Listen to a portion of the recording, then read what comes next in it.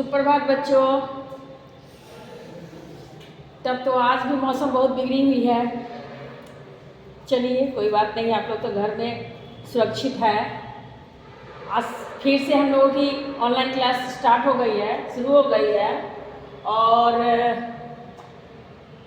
जैसा कि मैं आपको कल बताई थी कि अभी जो भी जितने दिन भी ऑनलाइन क्लासेस चलेंगी उसमें अभी आगे चैप्टर नहीं पढ़ाएंगे, आगे का पार्ट नहीं पढ़ाएंगे, पीछे का थोड़ा सा रिवीजन करेंगे। और उस रिवीजन के तहत आज मैं आपको पढ़ाने वाली हूँ पाठ 13 समास। कल आप लोग संधि पढ़े थे और आज आप लोग समास पढ़ेंगे, ठीक है। तो अब जानेंगे कि समास का शाब्दिक अर्थ क्या होता है। तो समास का शाब्दिक अर्थ होता है संक्षेप करना। संक्षेप करना या संक्षेप, सीधे संक्षेप भी बोल सकते हैं, ठीक है। जैसे मतलब लंबे बातों को छोटी सी शब्दों में कह देना। अगर कोई बातें हम लंबे लाइन में, लंबे वाक्य में जा रहे हैं तो उसको छोटा करके बता देना ही संक्षेप कहा जाता है, ठीक है। तो क्या हो गया, समास का शाब्दिक अर्थ क्या हो गया, संक्षेप, ठीक है। समास का उद्देश्य, अब हम जानेंगे कि समास का उद्देश्य क्या होता है। तो समास का उद्देश्य होता है अनेक शब्दों के लिए एक शब्द देना, यानी अनेक शब्दों के लिए एक शब्द देना। जैसा कि अभी जस्ट बताई हूँ, तुरंत बताई हूँ कि लंबे वाक्य या लंबी जो बातें होती हैं उसको संक्षेप में छोटी सी शब्दों में कह देना, बता देना, तो उसी को कहा जाता है अनेक शब्दों के लिए एक शब्द। क्योंकि अनेक शब्द तब बनकर क्या बनते हैं, वाक्य बनते हैं, यानी लंबी हो जाती है। और उसी को एक शब्द में हम लोग बोल देते हैं तो वो छोटी हो जाती है, तो उसी को कहा गया अनेक शब्दों के लिए एक शब्द। मतलब समास का उद्देश्य है कि लंबा रास्ता न अपनाकर छोटे रास्ते में ही काम को निकाल लेना, ठीक है। अब आइए समास की परिभाषा। समास की परिभाषा क्या है, तो दो पदों के मिलने से, दो पदों के मिलने से बने संक्षिप्त रूप को समास कहते हैं। कहने का अर्थ क्या है कि जब दो पद मिलते हैं, और उनके मिलने से संक्षिप्त रूप निकल कर आ जाता है, उसको हम लोग क्या कहते हैं, समास कहते हैं। अब देखिए यहाँ दो पद मिल रहा है। अभी गगन, यहाँ देखिए गगन है, ये अंडरलाइन कर रही हूँ, आप लोग नहीं करेंगे, ठीक है। मैं समझाने के लिए नीचे से अंडरलाइन कर रही हूँ। ये गगन और ये क्या हो गया, चुंबी, है ना, ठीक है। गगन यानी आसमान, दूर आसमान, चुंबी जो आसमान को छू रहा हो, ठीक है। मतलब कहने का क्या है इसका, गगन चूमने वाला, है ना। यानी चूमना मतलब क्या हो गया, छूना, पकड़ना, जाना, है ना। तो जो आसमान को छू लिया उसी को हम लोग क्या कहते हैं, गगन चुंबी कहते हैं। तो देखिए ये भी एक पद है और ये भी एक पद है, ये दोनों क्या है, पद है। यहाँ कह रहा है कि मिलने से बने संक्षिप्त पद, यानी ये छोटा पद एक हो गया और ये एक और छोटा पद, यानी दो पद मिल गए। और दो पद जैसे ही मिले बन गया गगन चुंबी, यानी गगन चुमने वाला, ठीक है। तो ये आपको समझ में आ गया होगा समास की परिभाषा।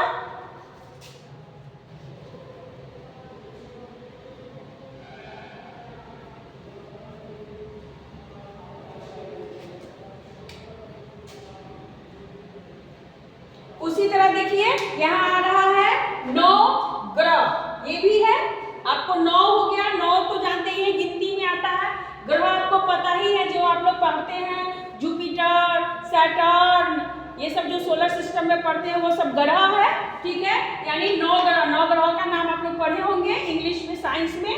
तो 9 ग्रहों का समाहार, समाहार क्या हुआ, मिलना, जब नौ ग्रहों का आपस में मिलना, मिला जुला, जो जहाँ जा करके एक जगह मिल जाता है, मिला हुआ, नौ ग्रहों का समाहार, उसी को कहा जाता है नवग्रह। उसके बाद चौराहा, चारों राहों का समाहार, यानी जो चार रास्ते होते हैं, चार रास्ते होते हैं जो आपस में चारों तरफ से आकर एक जगह सेंटर पर मिल जाते हैं। ठीक है, एक जगह मिल जाते हैं, उसको हम लोग क्या कहते हैं, चौराहा।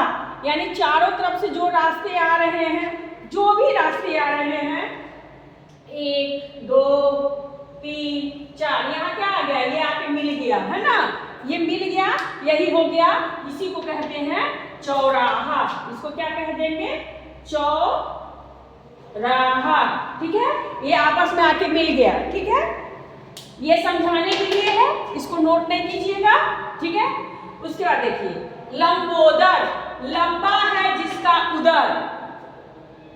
लंबोदर किसको कहा जाता है, लंबा है जिसका उदर। अब देखिए यहाँ लंबा तो पता ही होगा कि बहुत सारा लंबा, जो बहुत दूरी तक भी चला जाए, जिसका उदर, यानी उदर का अर्थ होता है पेट। उदर का क्या अर्थ होता है, पेट, यानी जिसका पेट क्या हो, बहुत ही लंबा हो, उसको लंबोदर कहते हैं। जैसे बहुत ही लंबा पेट किनका होता है, अगर भगवान में देखें, प्रभु ईश्वर में देखें तो को लंबोदर किनको कहा गया है, गणेश जी का। गणेश जी क्या है, उनका पेट क्या है, थोड़ा लंबा है, बड़ा है, इसलिए उनको लंबोदर के नाम से भी हम लोग जानते हैं। ठीक है, उसके बाद आइए यथासंभव, जितना संभव हो। यथा मतलब होता है जितना, यथा का मतलब, अगर इसका मतलब जाने तो इसका अर्थ होता है जितना। संभव यानी संभव है, हो सकता है, नहीं भी हो सकता है, क्या होगा, यह संभव है कि नहीं है, ये हो गया। ये हमारी क्या है, ये हम संभावना कर रहे हैं कि ये क्या होगा, नहीं होगा, इतना हो सकता है या नहीं, ये है। तो जितना संभव हो सके, अगर मान लीजिए कि मैं कहूँगी कि इसे आप लोग इसको नोट कर लीजिए और याद करने की कोशिश कीजिएगा, जितना संभव हो सके याद कर लीजिएगा। तो आप थोड़ा भी याद कर सकते हैं, पूरा भी याद कर सकते हैं, एक लाइन भी याद कर सकते हैं, लेकिन कोशिश तो रहता है कि पूरा याद करें। वही चीज हो गया यहाँ पे, जितना संभव हो। ठीक है, हाथ पांव, तो यहाँ क्या आ गया, देखिए हाथ पांव, हाथ पांव है और बीच में एक चिन्ह लगा हुआ है जिसको योजक चिन्ह कहते हैं। अब यहाँ पे जब इसको लंबी वाक्य में ले जाते हैं तो यहाँ ये योजक चिन्ह जो होता है, ये वाला जो होता है योजक चिन्ह, ये हट जाता है और यहाँ लग जाता है और, यानी हाथ पांव को हम लोग क्या कहते हैं, हाथ और पांव, यानी हाथ और पैर। उसका देखिए राधा कृष्ण, राधा और कृष्ण। तब तो आप लोगों को अब अच्छे से समझ में आ गया होगा। अब देखिए आगे देखते हैं, समास के मुख्यतः 6 भेद होते हैं। समास के मुख्यतः कितने भेद होते हैं, 6 भेद होते हैं। ठीक है,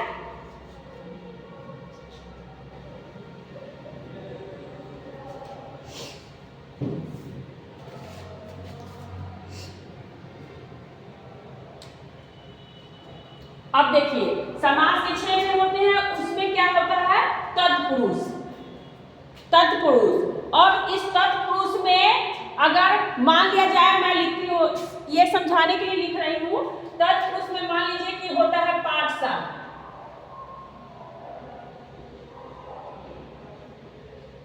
पाठशाला। अब जान लीजिए ये पाठशाला में इसका दूसरा पद जो होता है वो प्रधान होता है। प्रधान का मतलब होता है मुख्य। जैसे हमारे घर में भी कोई ना कोई मुख्य व्यक्ति है, प्रधान है। अगर जिसके घर में मम्मी पापा के अलावा दादा दादी रहते हैं तो हमारे दादाजी क्या हो गए, वो घर के प्रधान है, मुख्य व्यक्ति हैं। ठीक है, उसी तरह से शब्दों में भी होता है। तो तत्पुरुष में अगर तत्पुरुष का कोई भी समास बनाते हैं, किसी भी शब्द का समास होता है संक्षिप्त रूप लिखा हुआ रहता है। तो मान लीजिए जैसे हम लिख दिए आपको यहाँ पे पाठशाला, ठीक है। तो पाठशाला में क्या हुआ, ये जो है पाठशाला में आपका ये शाला जो हो गया, ये दूसरा पद है। पहला पद ही आपको अभी अभी हम यहाँ पे समझाए थे, पहला पद है, दूसरा पद उसी तरह देखिए, इसका पहला पद पाठ है और दूसरा पद शाला है। लेकिन ये इस शाला का मतलब होता है घर। क्या होता है? घर। पाठ मतलब पाठ जो हम लोग पढ़ते हैं, जो पढ़ाई होता है, यानी पढ़ने लिखने वाला घर, ठीक है ना। पाठशाला का मतलब क्या होगा? जहाँ हम लोग जाकर के, जिस घर में जाकर के बैठ के हम लोग पढ़ाई करते हैं, जैसे आपका विद्यालय, विद्यालय को भी हम लोग पाठशाला भी कहते हैं। तो ये घर, यही जो है ये आपका दूसरा पद है, दूसरा पद प्रधान, ठीक है ना।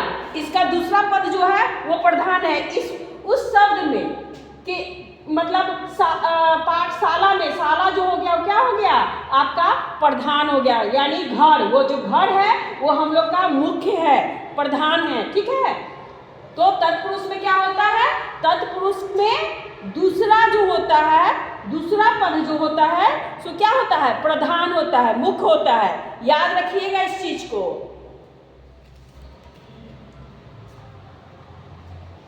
अब देखिए कर्मधारय समास।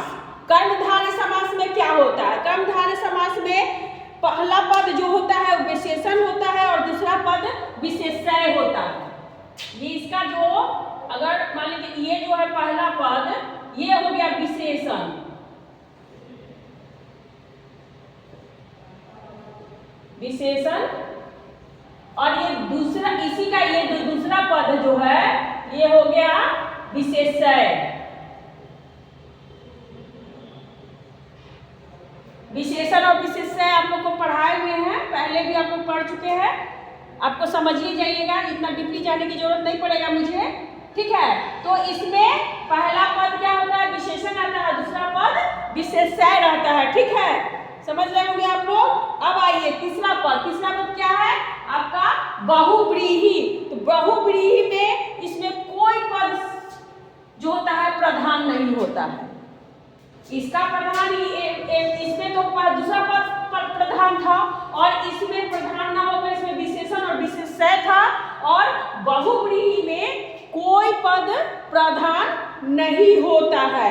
ये केवल अपने अर्थ को छोड़कर विशेष अर्थ प्रकट करता है, ठीक है ना।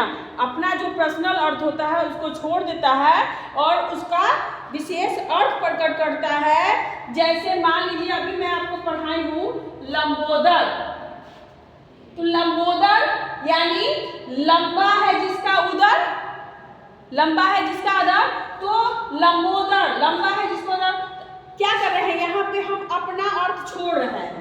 और अगर लंबोदर को अगर कहा जाए तो उनको हम लोग क्या कहते हैं? गणेश के नाम से भी जानते हैं, ठीक है। तो ये दूसरा अर्थ में आ गया, दूसरा शब्द निकल के आ गया बाहर।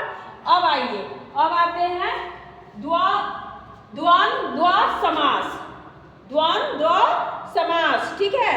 इस समास में दोनों पद प्रधान होता है। अगर द्वंद्व समास देखें तो इस समास में दोनों पद प्रधान होता है। जैसे इसका एक लिखते हैं, जैसे इसका होता है माता पिता। अब देखिए माता जो है वो भी प्रधान है, वो मुख्य है। क्या? पिता भी जो है वो भी प्रधान है, वो भी मुख्य है। चाहे वो आस हो या पास हो या दादा हो या दादी हो, ये सभी आपस में क्या है? प्रधान है। इसका पहला पद भी प्रधान है और दूसरा पद भी प्रधान है, ठीक है। अब आइए द्विगु समास। द्विगु समास में क्या होता है कि इसमें पहला पद जो होता है संख्यावाचक होता है, ठीक है ना। जैसा कि मैं अभी यहाँ पे बताई हूँ आपको चौराहा।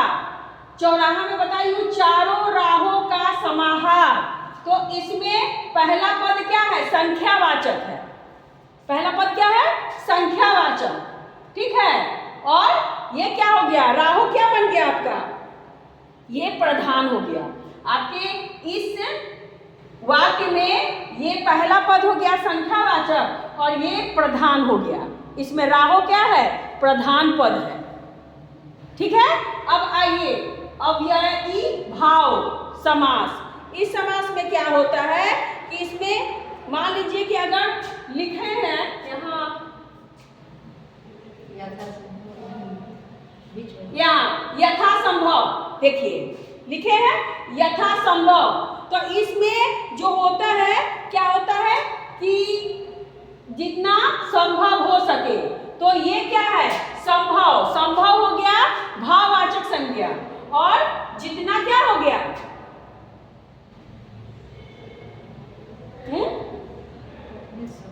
ये हो गया इसका प्रधान हो गया। समझ में आया? ये प्रधान हो गया, ये भाववाचक संज्ञा हो गया, जिससे इससे पता चल रहा है कि इसमें कौन प्रधान है और कौन सा संज्ञा में आ रहा है। तो आप लोगों को हमें लगता है समझ में आ गया होगा। और जो भी मैं एरो दे करके जो भी कुछ की हूँ वो केवल आपको समझाने के लिए था, उसको आप नोट नहीं करेंगे।